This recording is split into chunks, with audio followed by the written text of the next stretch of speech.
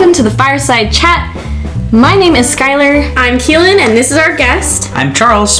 Today we're going to be talking about vocational goals. That includes any career goals we may have, jobs, student education, even volunteer time, side hustles, income producing, hobbies, anything like that. We're going to be talking about how you can prepare, how you can make good vocational goals this year, going into 2019.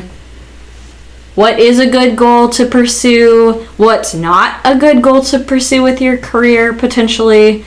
So we're just going to be talking about everything. And then I'd like to start with some personal goals that we may have achieved in 2018 or challenges, just to get us started into 2019. Because at least I can say personally, for me, I achieved a lot of vocational goals in 2018. So I graduated from law school, took the bar exam, passed the bar exam, got sworn in as an attorney, and got a job as an attorney at a pretty good nonprofit all in this last year. So that was like incredible. It's kind of like, what can I do in 2019 to surpass those goals? Or not, because, you know, those are really just a bunch of milestones that I have wanted to hit for many years, and 2018 was just that year that everything came together and coalesced. So I will pass the baton on to one of you to talk about challenges that you might have had, successes that you might have had, anything like that. Sure. Well, I have to say, I'm really excited for this conversation because the three of us, you, Keelin, and I, are really representative of different chapters in a professional career. So for you, Schuyler, you're just out of law school, commenced with your JD. For me, I am, and I hate this phrase, but I'm a mid-career professional. And so for me, I had a joint challenge and I would say joint accomplishment in 2018, which was realizing that the job in which I found myself was perhaps not the best fit for me, but that challenge turned into something that was an opportunity. And so for the first time in my career, I submitted my resignation without anything else lined up. And as I've been joking for the last 6 months, I didn't win the Mega Millions, so I can't work in perpetuity, or rather I can't stay off work, Freudian. So I'd have to get a job at some point, but I quit to take time for me, to take time for myself, and to think about what I wanted for next steps. So I'm very proud of that. That was an accomplishment as I ended the year. Very cool. What about you, Keelin?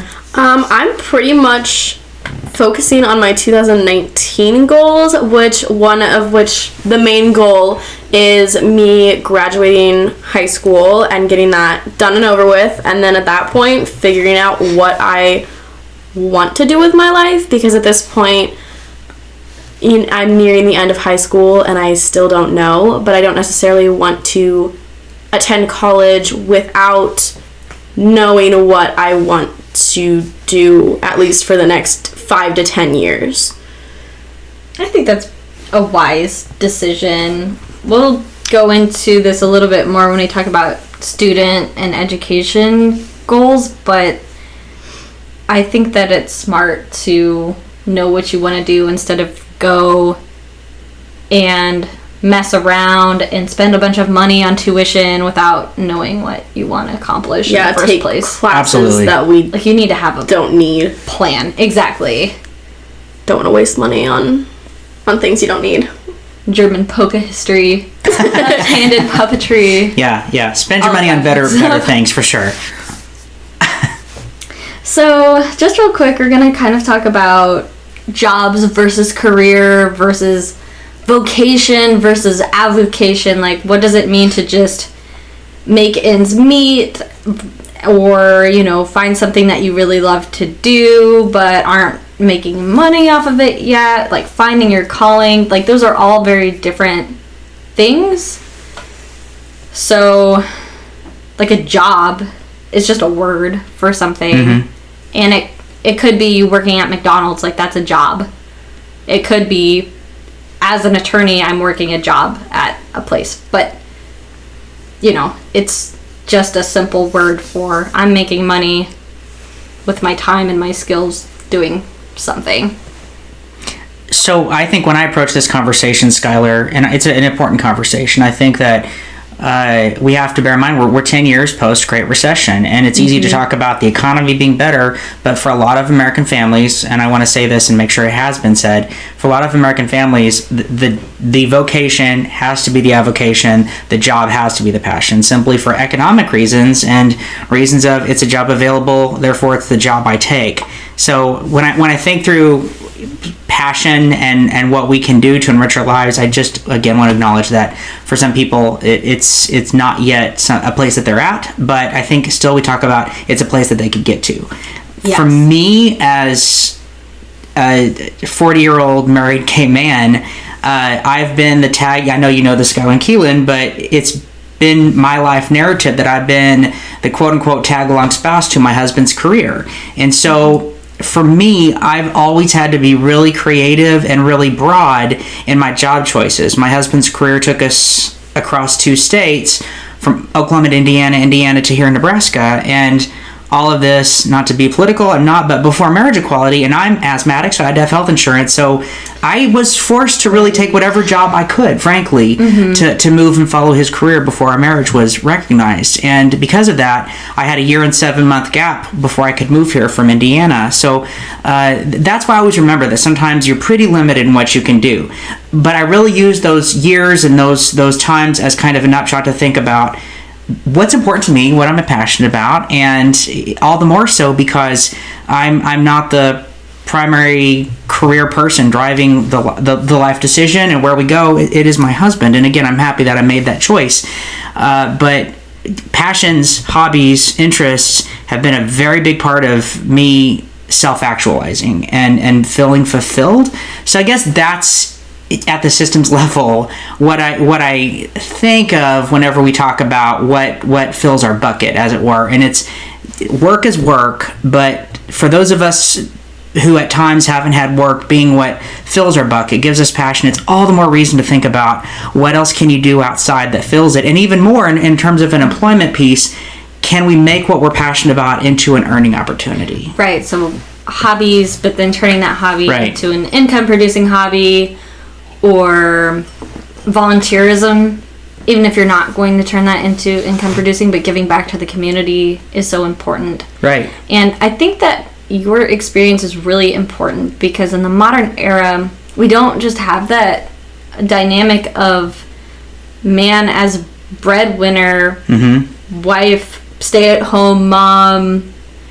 You know, these decades, of course, things are changing. We have marriage equality. We have, whether you are a gay or lesbian couple or a heterosexual couple or whatever, sexual, pansexual, whatever relationship that you have, there's a totally different dynamic now. We're not living in that male-female, dominant, submissive.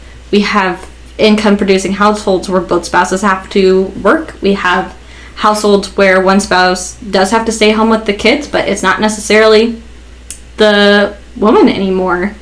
We have a whole diversity of relationships now, and I think it's important to acknowledge that women can often be breadwinners in the family, and they have to make that decision.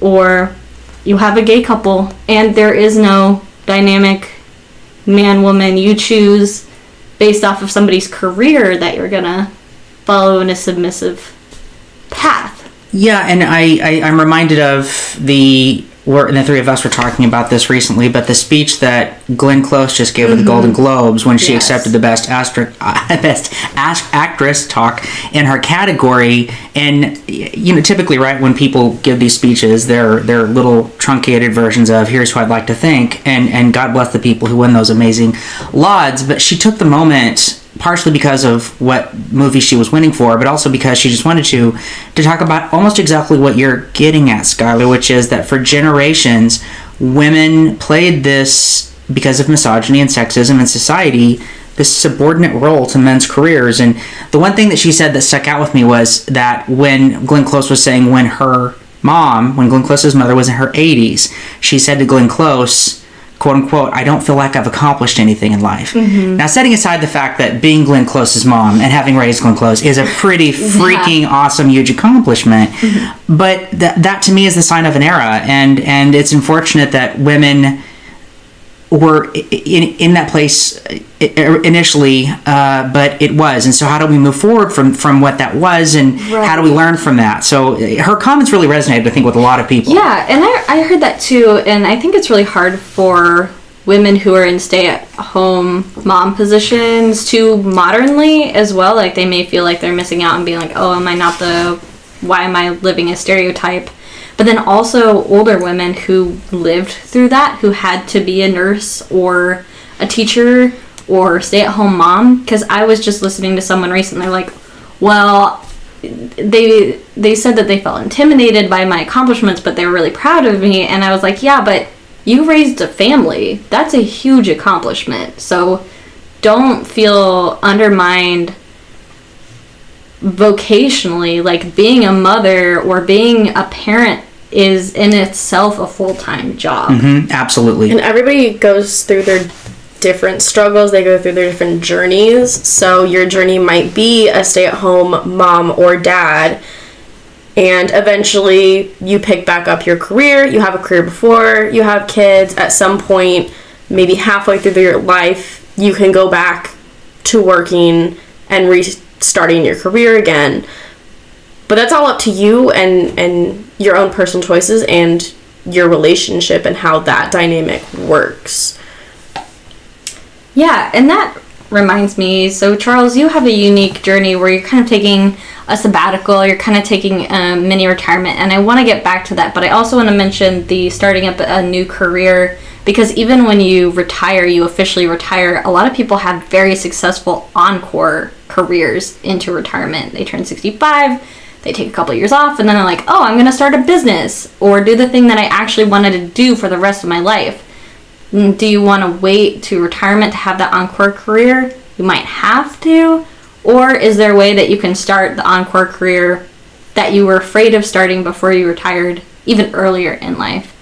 But maybe that is the opportunity where many retirements and sabbaticals come in, because you have time to think about that, for self-reflection. Reconsider where you're at in life. Yeah. I think I love that phrase, mini, M-I-N-I, retirements, or M-A-N-Y retirements. It's taking, as you're noting, Schuyler, little many breaks, right? I think for people who can do that, and I want to pause and say, I think a lot of us can do that, but we sometimes get stuck in this place of I don't want to get outside what I know, or I can't set aside time for this. Some people can't legitimately. We just mentioned a few for economic reasons, parenting reasons, but I know that for me, I probably would have stayed working till the age of 70 and perhaps drop dead in a career, and there are some people who do that. My husband is one of those. I don't want him to drop dead in his career. Well, I probably will too. No, like, right. There's some of us who just some love people to are driven work and keep busy and that Right. kind of thing, but, you know. But to your point of, like, taking a break, that is, I think, really introspection, vital, because it's reflective, it's introspective, and then getting to retirement isn't so much as slamming on the brakes. It's more of a, pardon the metaphor, but like a slow stop, because you have a sense of where you're at. Reward for working all of your life in a job that you didn't like, that's the part that bothers me, I suppose. Yeah, I mean, because Schuyler, right now you're happy where you're at. I love you my enjoy job. your job so much. There's a lot of people who are not where they want to be and don't like their jobs, in which case you should reconsider where you're at. But if you're happy where you're at and you're thriving in the career that you're in, there's no need to change it unless you feel the need to. Well, I should rephrase, because I love what I do. I come to work every day and I feel fulfilled, and I think that that's what an avocation is, a calling is, but it's the type of work that I do that I love. It's not just the job itself specifically. Like, yeah, I don't think that I'm going to work in my exact same position until I retire or I die. And a lot of what field you chose to go into. Right, but the work that I'm doing, I want to do until I die. Does that make sense? Not just retire. Like, it's the kind of work, like, I work in policy And it's something that I will never get tired of because it's constantly changing, and it's something that I've always been passionate about. So even if I don't keep working at the same nonprofit for the rest of my life, if it's just for a few years or for however long it's going to be, I'm really happy coming into work every day, but it's the type of work that I want to continue doing. But then, of course, that doesn't stop me from playing music or starting a podcast or anything that I want to do on the side that might make money or might not, but I'm that makes you about happy as well. Right. Yeah, and Schuyler, I've known you, obviously you're aware, but since high school, and I think you just raised a fundamental point, which is you have always had something within you that you knew was your passion, and that even in high school, I remember conversations where you were saying, I want to work in policy, I want to work in the NGO sector, the nonprofit sector, and through getting an undergrad at UNL, through getting your JD, you have done it. And I would agree, knowing you even for 10 years, I think you'll probably have that passion till the day you die, and you're finding creative ways to do things as side hustles that will also maybe feed your spirit a bit on the side.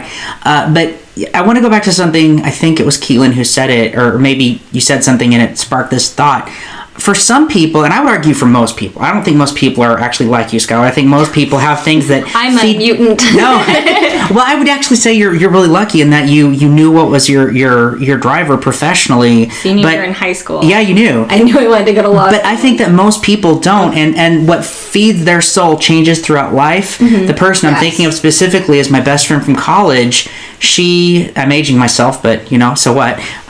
There was a movie in the late 90s called Almost Famous, and it was based off of a sort of semi-true story, and it's neither here nor there for it right now, but it was about a rock journalist, and my friend Christina, when we were undergrad, said, that's going to be me. Well, at the time we all thought it was, but as the years rolled by, she married someone, a great guy who is in the Army as a career, and she's been with him through 3 deployments and 3 children, and she is a stay-at-home mom. And she'd always wanted to be a mom, but she over time came to realize that the rock journalist dream, as awesome as that wasn't what was going to feed her soul right now. And she could have worked. It wasn't, to be clear, that she necessarily had to stay at home. Right, she wanted to. Stay-at-home moms have absolutely, and I think that's important to honor. Stay-at-home parents, yeah. Pop-up businesses, like online businesses, they're really successful at, and there are really great resources out there. But you don't have to do that. It's just like a lot of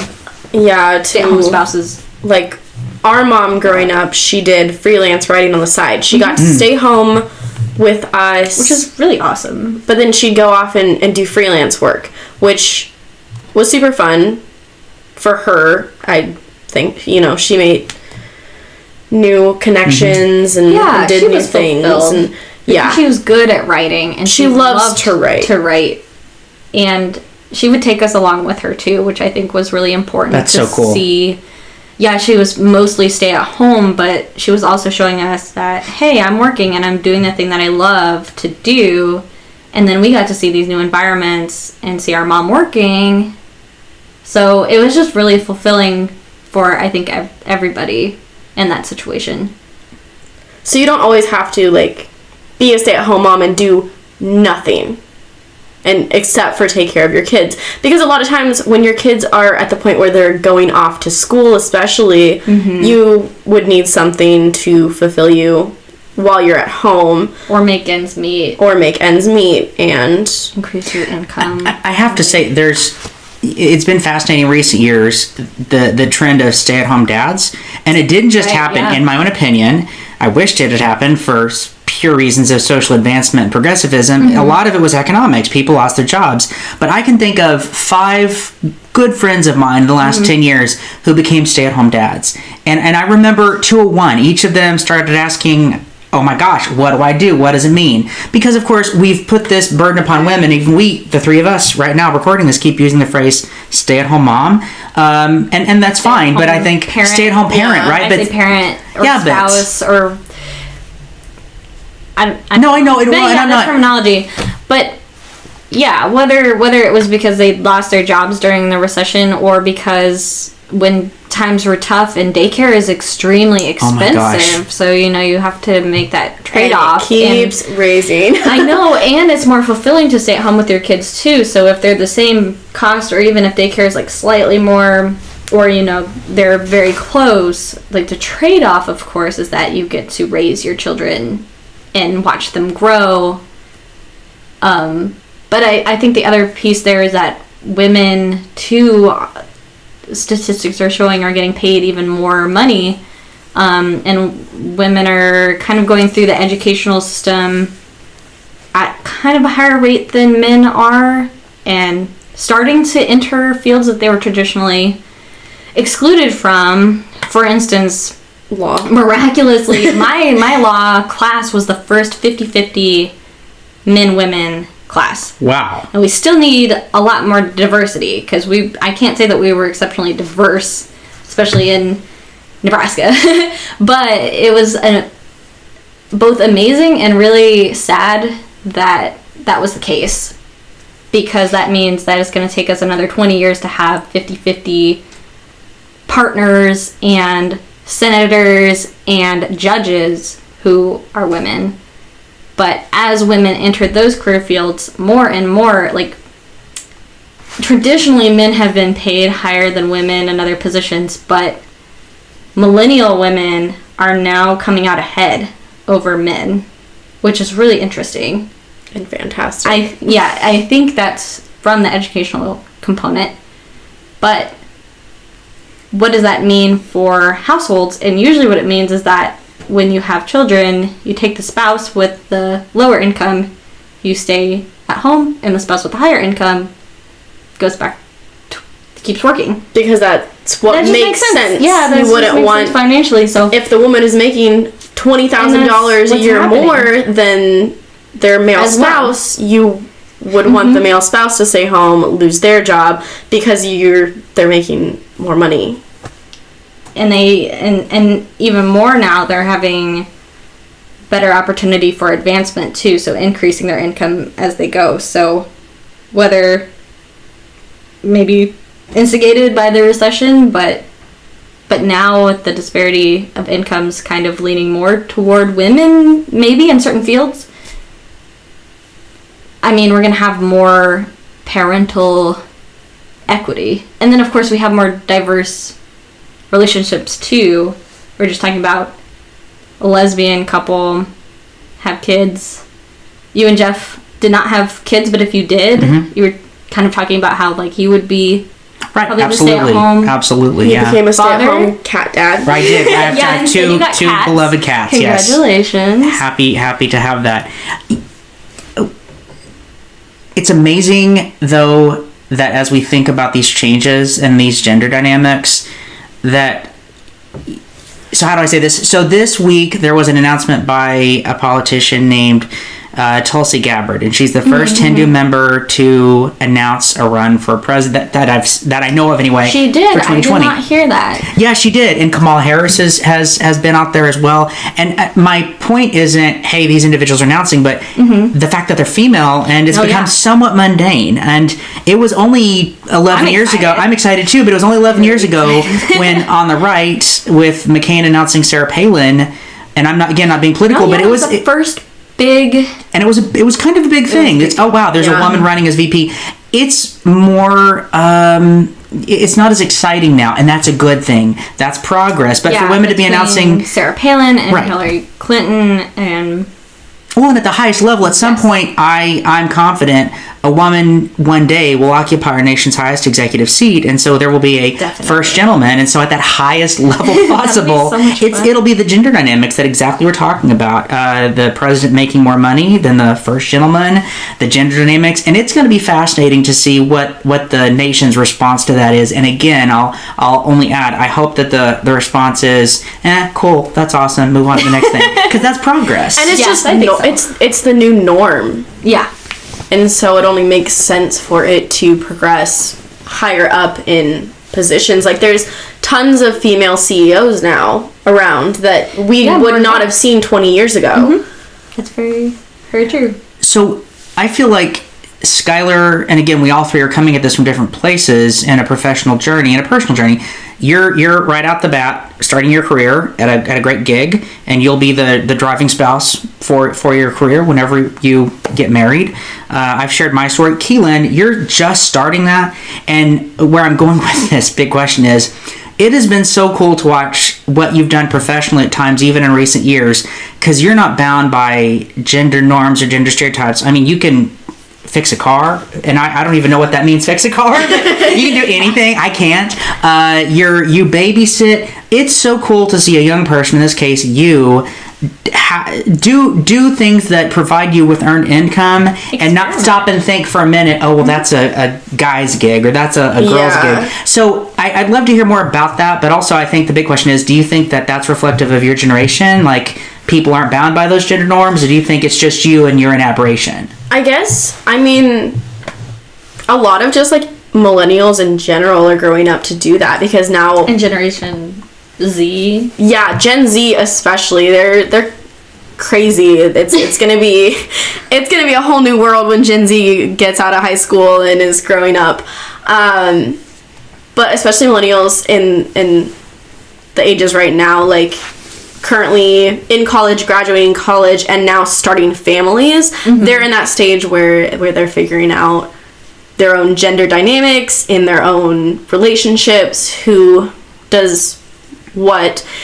And a lot of my friends, I think, and just peers in general, I think it's just the norm to do whatever you want to do, like follow regardless. Your passion, follow your dream. I think there's a lot of passion in both the millennial and Gen Z. I think our parents, that youthful the parents of millennials, did a very good job of teaching us to follow our passions. And so that's just kind of what we've been doing, and a lot of our teachers as well. It's like, do what you wash them love. And say it's unrealistic. Yeah. Like, turn around and be like, you want to do what? And now our dad is saying, no, robots are going to do that job. You can't want that job because robots are going to take over. And I'm like, well, what are we going to do then? So that, I mean, with robots, what gender is a robot? That's the real question.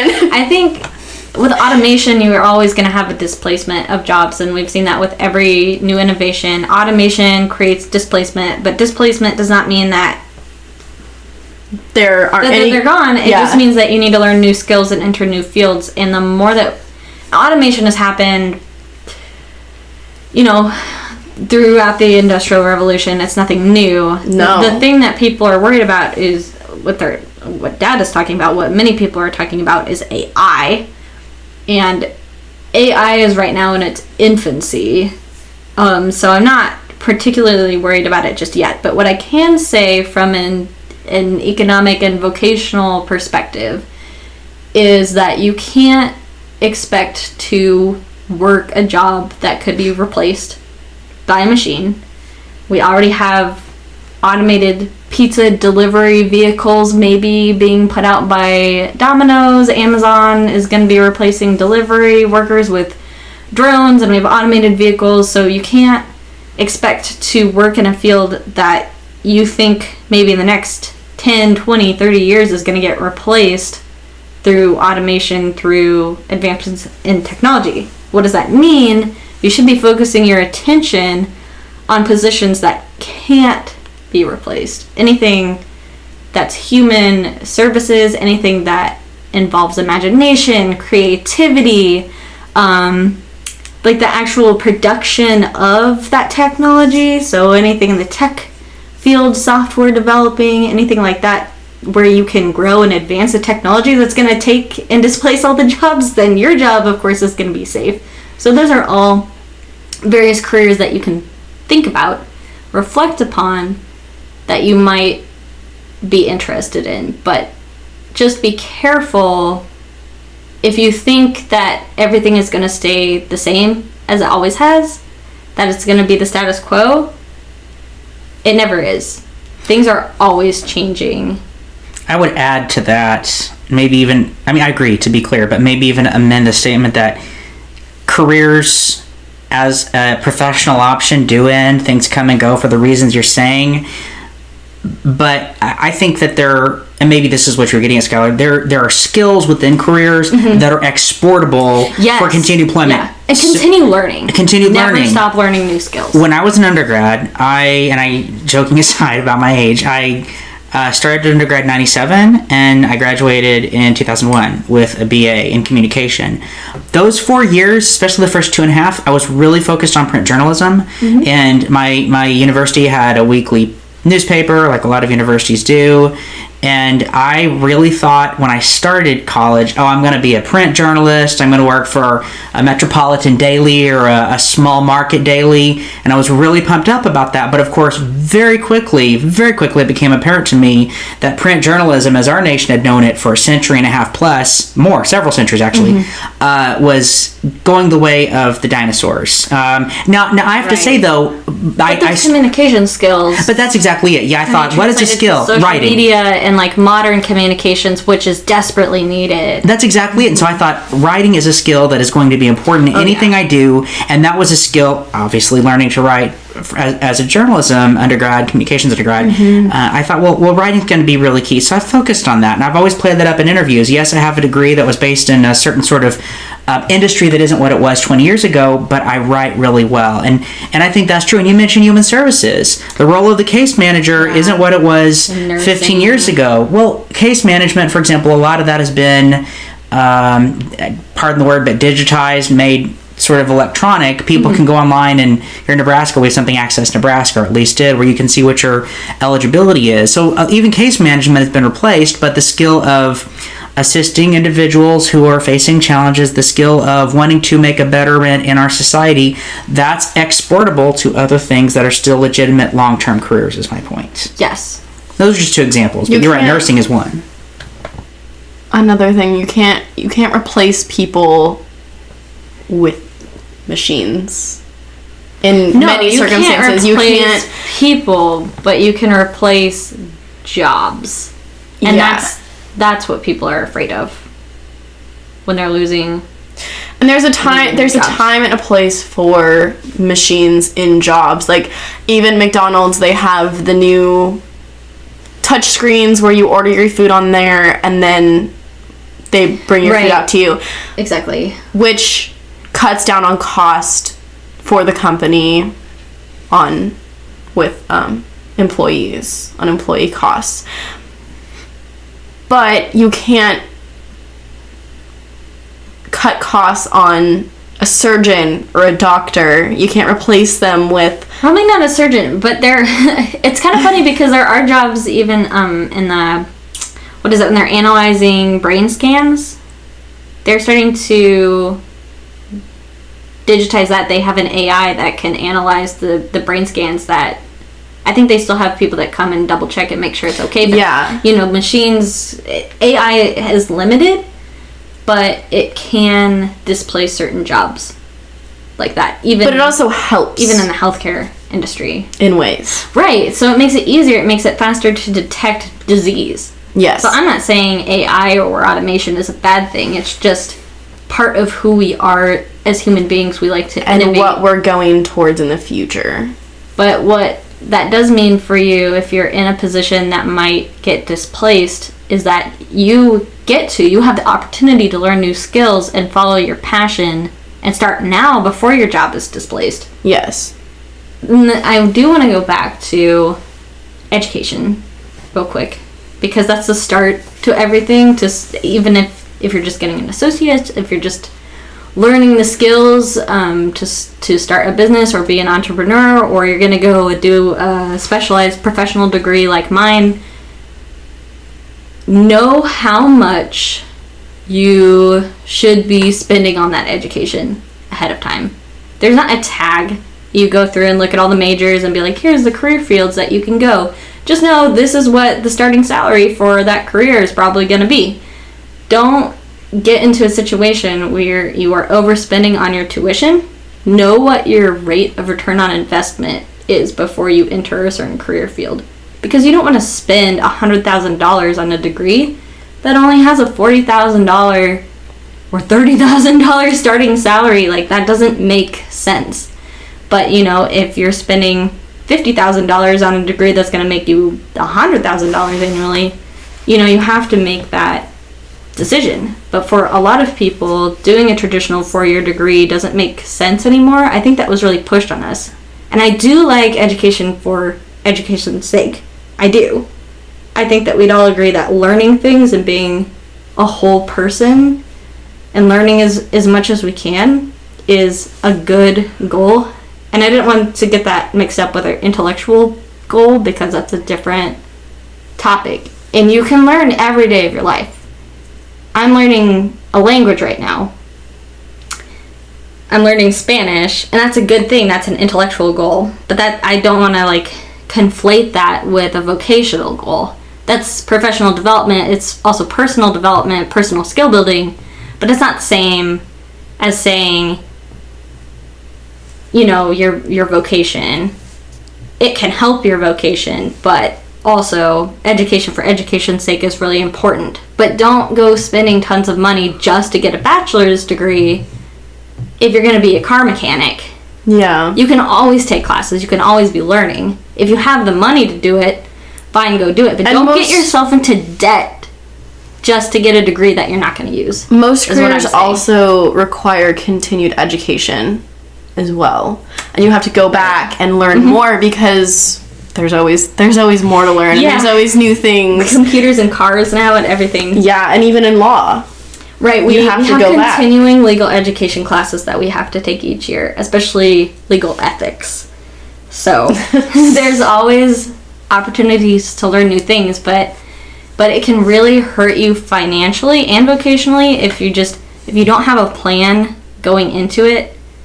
You enter a career field that you weren't even jazzed about at the beginning, and now you're not even making ends meet, and you've got tons of student loan debt. That just doesn't make sense. It's going to stress you out, and it's not a good start to anybody's career. No, and Schuyler, like with everything else relevant to this conversation, I agree with what you're saying.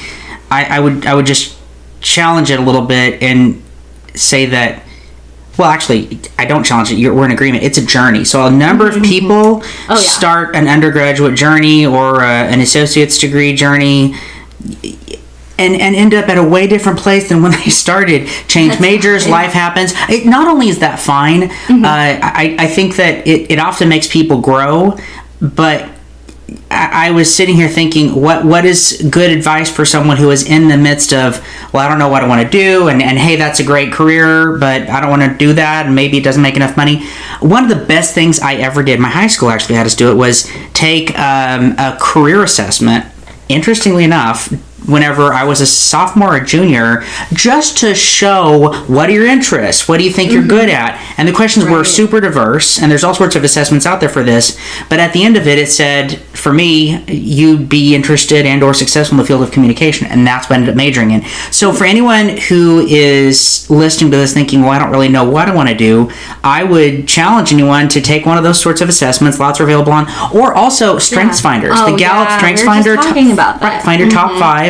And those top 5 are really good indicators, in this particular case with Gallup, of what a potential career could be. And I do believe that Gallup even says these strengths you can equate to this career. And so there are, for individuals who are searching, opportunities to get out there and maybe have a leg up and assist you in your consideration process. I think that's important to have. We're talking about different strengths that complement each of our positions at my own nonprofit, because we just did a mass strengths finder assessment, and I was even noticing patterns in the type of strengths that attorneys have at our nonprofit firm versus organizers versus the administrative support staff, and how that can help us and how it can play into the dynamics in the office so that we can all be better and stronger together, yeah. That's awesome.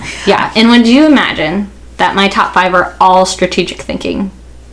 That's awesome. I'm not surprised at all. Whereas mine would probably be more organizational. You should take. You should. Yeah, I need to take the Yeah. Strengths Finder and figure. Most universities have some version of that. I know that here in Lincoln, Nebraska, the University of Nebraska-Lincoln, at least 6 or 7 years ago, probably still, had an office of career development or something similarly titled, where students could go in, take a free assessment, and then meet with someone and review the results. And it's just thinking of opportunities that are out there, jumping on assessments, jumping online. It just, right, Schuyler. So you say top 5 are strategic. It really frames things in a new way for, in your case, wow, I'm in the right career and it got me this far. It kind of validates what you've done. Right. For some people, it can assist them in their ongoing consideration process. The expansion, because I'm like, what are my supporting strengths to these two? Because I'm like, I'm a strategic thinker, so I wasn't surprised, but it is a little rare to have them all in the same field. But then I saw my supporting ones, and that makes sense. But yeah, so you don't need to know what you want to do with the rest of your life at age 18. You just don't. If you have a plan like me and you like to stick to it and you're passionate about that, then follow your plan. If you are on a journey, enjoy the journey. But don't feel pressured to do something just because everybody else is doing it. Like, you have to follow your own vocational path. Just because all your peers are in college does not mean that you need to be in college with them. Work, explore, volunteer. Everyone's different. Enjoy your hobbies while you're young. You have energy. And that gets down to the root of the problem, and this is the scary part in America, is that approximately 50% of people would rather be doing something else.